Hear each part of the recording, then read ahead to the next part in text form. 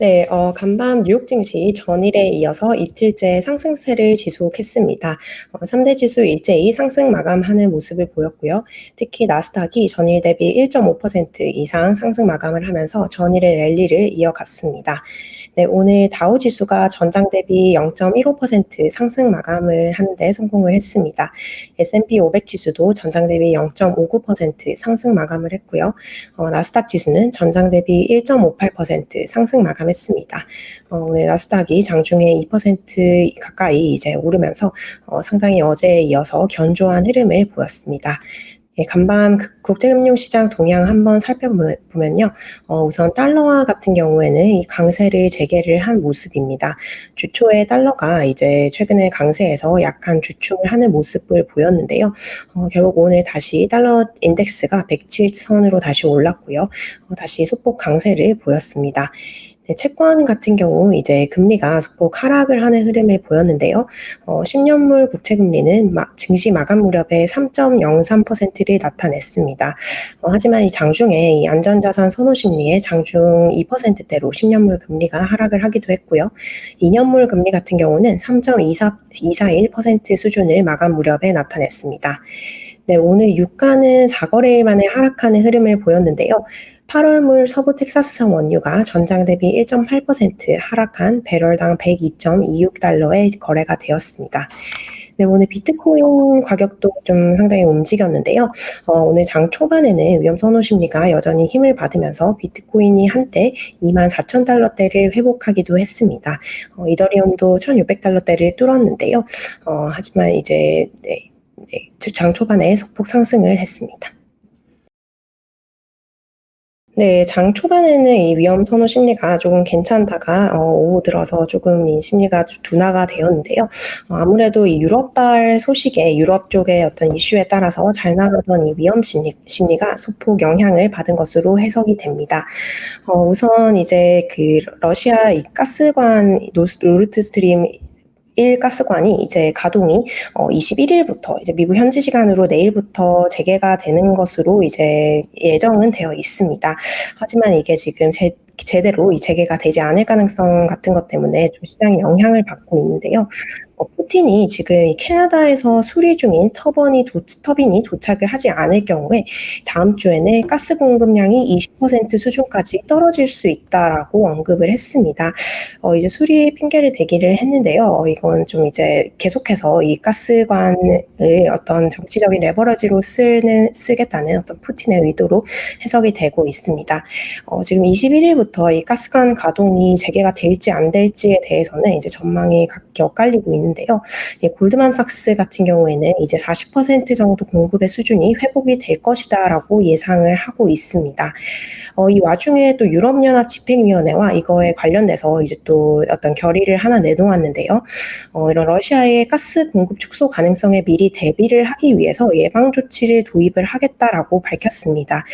유럽연합 집행위가 이제 크렘린궁이 러시아 측에서 이 가스 수출을 무기화함에 따라서 EU 역시 러시아의 추가적인 가스 공급 중단 위험에 직면해 있기 때문에 내년 봄까지 유럽 내 가스 사용을 15% 줄이기 위한 규정과 계획을 제안을 한다라고 밝혔고요. 이런 좀 가스 관련된 불확실성과 유럽 쪽에서의 투자 심리 저해가 전체적으로 유럽 증시에 조금 하방 압력을 가했습니다. 이것이 결국 뉴욕 증시에서도 안전자산 선호 심리 기한을 조금 멈칫하게 안전자산 선호 심리를 좀 귀환시키는 요인으로 작용을 했습니다. 네, 전문가들 역시 지금 유럽 이슈 상당히 주의 깊게 살펴보고 있는데요. 프린시펄 글로벌 인베스터스 수석 같은 경우에는 이제 시장이 유럽의 가스 수입 중단의 테일 리스크를 이 시장의 코어 리스크로 인식을 하기 시작했다라고 평가를 했습니다. 통상 테일 리스크라고 하면 발생할 가능성이 낮지만 발생하면 어마어마한 충격이 오는 이런 리스크를 테일 리스크라고 하는데요. 이것이 유럽의 가스 문제가 이제 테일 리스크가 아니라 시장을 이제 중심부터 흔들 수 있는 어떤 코어 리스크가 될 가능성을 좀 시장이 인지하고 있고 이에 따라서 좀 조심스러운 흐름을 보이고 있다라고 얘기를 했습니다. 네. 오늘 이제 테슬라가 뉴욕 증시 장 마감 이후에 바로 실적을 발표를 했습니다. 이제 말씀해 주신 것처럼 좀 애매하게 실적이 나왔습니다. 이제 좋은 부분도 있고 또 좀 안 좋게 나온 부분도 있어서 혼재된 결과를 나타냈는데요. 우선 이제 실적을 간략히 보면은 EPS 같은 경우에는 시장의 예상치를 상회를 했습니다. EPS가 2분기 테슬라 EPS가 $2.27로 집계가 되면서 시장 예상치였던 $1.83를 상회를 했고요. 또 2분기 순이익 같은 경우 이제 22억 6천만 달러로 집계가 되면서 전년 동기 대비 2배로 늘었습니다. 이 상하이 공장이 코로나 봉쇄 때문에 2분기에 중단이 되었었는데요. 이런 상하이 이슈에도 불구하고 이 전기차 가격을 인상함으로써 이런 이익적인 측면에서 손실을 방어를 한 모습입니다. 반면에 이제 매출 같은 경우는 소폭 감소를 한 것으로 나타났는데요. 9.7%가량 감소한 것으로 나타났습니다. 지금 이익과 매출이 좀 엇갈리는 흐름을 보이고 있는데요. 이제 전문가들 같은 경우 이런 평가를 했습니다. 지금 테슬라 실적을 조금 더 이제 자세하게 봐야지 알겠지만 우선 지금 숫자로만 확인을 했을 때는 이제 이렇게 표현을 했는데요. bottom line은 이제 wasn't pretty. 예쁜 그림은 아니다. 뭐 아주 아름다운 그림은 아니다라고 얘기를 했지만 많은 사람들이 이제 예상했던 것보다는 그래도 좀 괜찮다, 선방을 했다라고 이제 설명을 했습니다. 루프벤처스 전문가 이렇게 평가를 했고요. 이제 장이 마감된 상황이기 때문에 내일 시장에 어떻게 반영이 될지는 조금 지켜봐야 할 것 같습니다. 테슬라 주가 같은 경우 시간 외거래에서는 소폭 상승을 하고 있습니다. 사실 테슬라 실적뿐만 아니라 이 시장의 관심을 상당히 사로잡은 것이 지금 테슬라의 비트코인 관련된 발표입니다. 지금 테슬라가 실적을 발표를 하면서 비트코인 보유분의 지금 75%를 매각을 해서 일반적인 통화로 이것을 전환을 했다라고 밝혔습니다. 지금 테슬라가 사실 지난 2분기에 비트코인은 보유만으로 인해서 지금 상당한 손실을 봤다라는 기사가 그전에도 쏟아졌었는데요. 지금 테슬라가 비트코인을 매수를 한 것이 아마 29,000달러에서 30,000달러 정도로 예상이 됩니다. 이것이 지금은 24,000달러대를 오늘 기준으로 회복을 했지만 지난달에 18,000달러대까지 급락을 했었기 때문에 여기서의 이 손실이 상당히 있었을 거라고 관측을 했었는데요. 비트코인의 75%를 매각을 했다라고 밝히면서 이것이 또 이제 위험 자산 심리에 어떻게 좀 영향을 미칠지 지켜봐야 될 것 같습니다.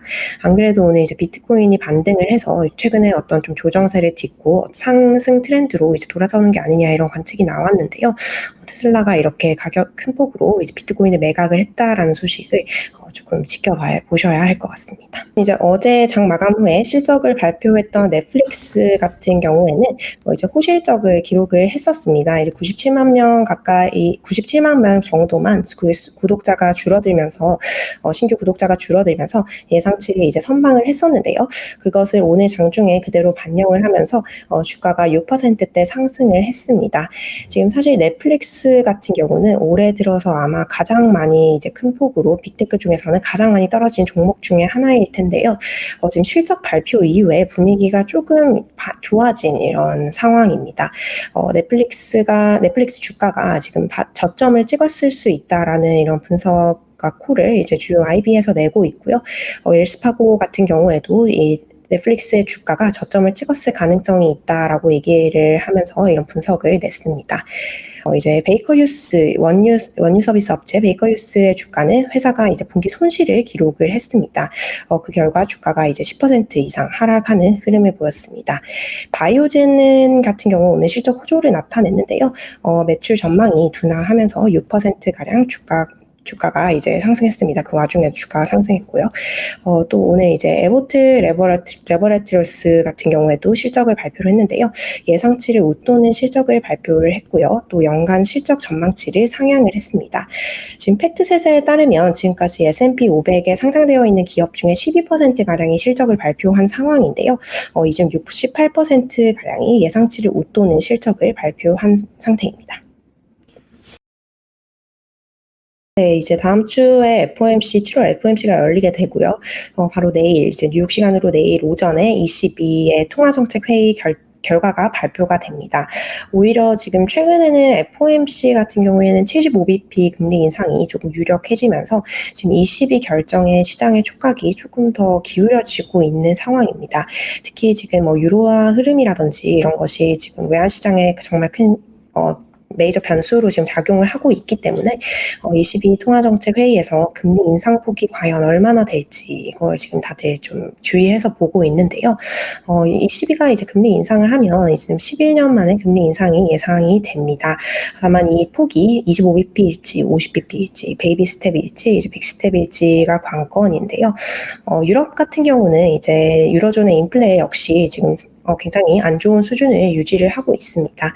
유로존 마지막으로 나오는 인플레 확정치가 전년 동기 대비 8.6% 헤드라인 피겨를 기록을 했는데요.